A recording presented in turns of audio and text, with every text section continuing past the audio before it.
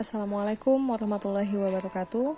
Halo anak-anak, kembali hari ini kita belajar Pendidikan Agama Islam bab 11 Tata Cara Bersuci.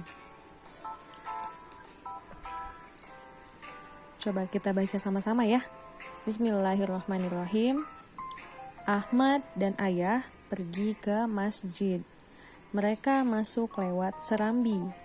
Ahmad melihat ada tulisan batas suci, sepatu harap dilepas.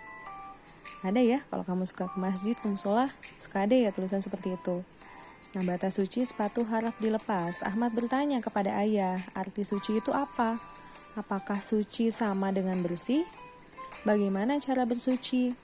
Mengapa kita harus bersuci sebelum beribadah? Semua yang ditanyakan Ahmad kepada ayahnya ada dalam pelajaran yang akan kita bahas sekarang.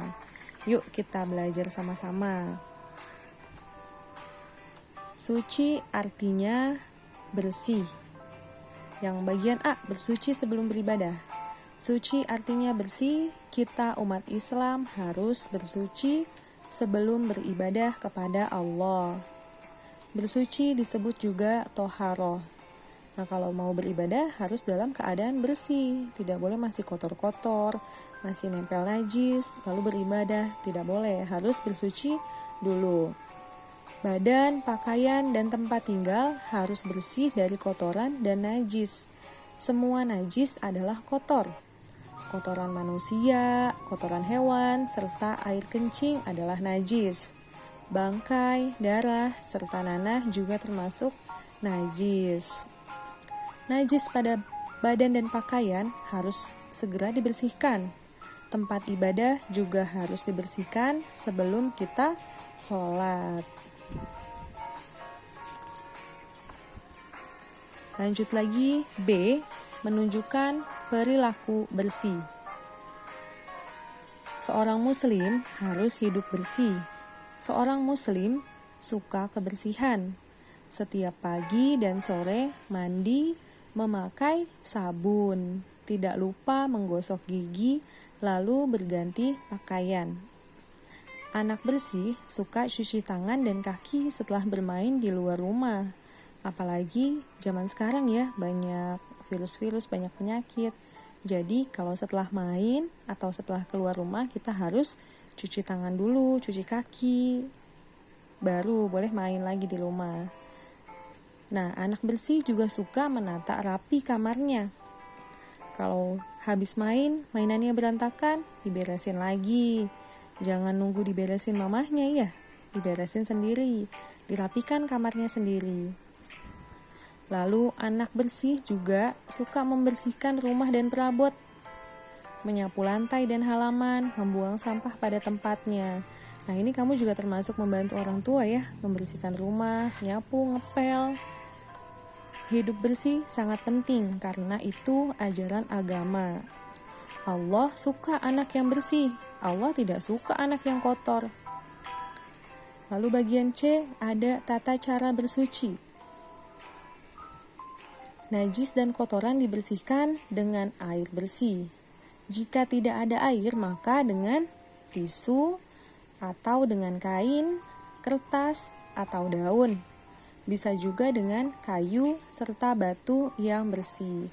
Nah, ini adalah alat-alat untuk bersuci: air, tisu, kain, kertas, daun, kayu, dan batu.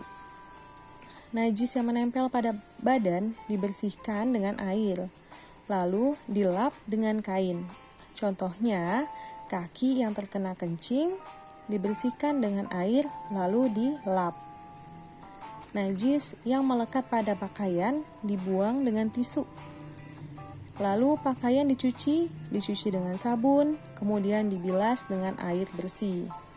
Najis yang melekat pada tempat dapat dibuang dengan kayu atau batu. Lalu dibersihkan dengan air atau dipel dengan kain basah yang bersih dan suci. Selanjutnya mempraktikkan tata cara bersuci. Sekarang praktikanlah bersuci dengan benar. Bersuci harus menggunakan air yang suci. Air jernih dari sumur atau sungai termasuk air suci. Air jernih dari hujan atau laut juga termasuk air suci. Air suci dapat dijadikan alat bersuci. Air kotor dan berbau termasuk najis. Air tercemar bangkai atau darah juga termasuk air najis. Air najis tidak boleh dijadikan alat bersuci. Karena kita aja mau menyucikan badan, menyucikan pakaian, masa pakai airnya yang kotor, yang ada najisnya? Tidak boleh ya. Lalu kain dan tisu terkena kotoran termasuk benda najis. Benda najis tidak boleh dipakai untuk bersuci. Sekarang praktikanlah bersuci. Kita baca dulu ya. Ada menyucikan badan. Dubur setelah buang air besar pasti terkena najis atau kotoran. Sucikanlah dengan cara menyiramnya dengan air bersih, kemudian gosoklah dengan jari tangan kiri. Nah, kalau cebok pakai tangan kiri, bukan tangan kanan ya. Cucilah hingga bersih tuntas. Pakailah sabun agar lebih harum. Kubul setelah buang air kecil. Kubul ini kemaluan depan ya, kalau dubur itu kemaluan belakang. Kubul setelah buang air kecil pasti terkena najis atau air kencing. Sucikanlah dengan cara menyiramnya dengan air bersih. Cucilah dengan tangan kiri, cucilah hingga bersih tuntas. Menyucikan badan juga bisa dengan mandi. Nah, Ibu yakin anak-anak semua sudah bisa ya menyucikan badan sendiri. Cebok sudah bisa ya, pinter. Selanjutnya, menyucikan pakaian. Celana dan kaos kaki sering terkena najis atau kotoran. Buang kotoran atau najisnya, lalu siramlah dengan air sabun. Sikatlah dengan sikat pakaian, lalu siram dengan air bersih dan suci. Selanjutnya, menyucikan tempat. Lantai sering terkena najis atau kotoran, terutama pada musim hujan. Sekarang termasuk musim hujan ya. Hampir setiap hari hujan terus atau gerimis. Nah, buang kotoran lebih dulu menggunakan sapu atau papan kayu. Lalu bersihkan lantai, memakai lap atau kain basah. Lap hingga bersih, pakailah cairan pel agar lebih bersih. Lalu menyucikan barang, piring, gelas, sendok, garpu akan kotor setelah dipakai makan. Gimana cara menyucikannya? Buanglah sisa makanan terlebih dahulu.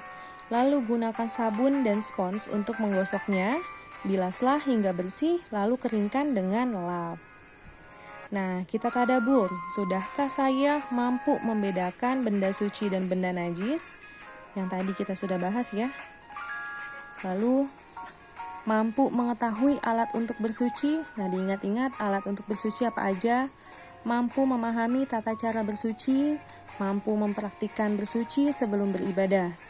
Jika sudah syukur, alhamdulillah. Jika belum, maka saya akan lebih rajin memahami dan mempraktikkan bersuci secara sendirian atau bersama-sama dibimbing guru dan orang tua. Nah, mungkin di sini orang tua ya, karena bu gurunya juga nggak bisa hadir di sekolah ya kita ya. Lalu membangun akhlakul karimah. Saya anak muslim berakhlak baik. Saya harus tekun memahami semua pelajaran. Saya tekun menjaga kebersihan. Saya bersemangat mempraktikkan bersuci dalam kehidupan sehari-hari. Saya buang air kecil dengan jongkok. Saya bersuci setelah buang air kecil. Saya menyiram WC setelah buang air kecil. Saya juga menyiram WC setelah buang air besar. Halaman selanjutnya, latihan. Ini tolong kamu kerjakan ya. Nah, kalau masih lupa-lupa boleh dilihat tadi pembahasannya di halaman sebelumnya. Latihan nomor 1 bagian A sampai 10, lalu bagian B 1 sampai 5. Dan terakhir, kreativitas ini tinggal ditarik garis aja ya. Mandi itu menggunakan air, lalu pengganti air untuk bersuci apa, dan sebagainya. Terakhir ini, berilah nomor urut di tempat yang disediakan sehingga menjadi kalimat yang benar. Najis harus diapakan? Ini kamu cuma menyusun kata-kata ini menjadi kalimat aja ya. Nomor 1, najis harus misalnya dibersihkan, berarti yang ini nomor 2 gitu. Selanjutnya apa? Nah, bagian C ada tuliskan alat-alat bersuci pada kolom berikut ini. Alat bersuci tadi apa? Kamu lihat di halaman sebelum-sebelumnya. Nah, kamu tuliskan. Yang pertama sudah ditulis air, lalu yang kedua sampai kelima apa. Nah, itu tugasnya ya yang harus dikumpulkan hari ini. Mudah-mudahan dapat dipahami. Terima kasih atas perhatiannya. Wassalamualaikum warahmatullahi wabarakatuh.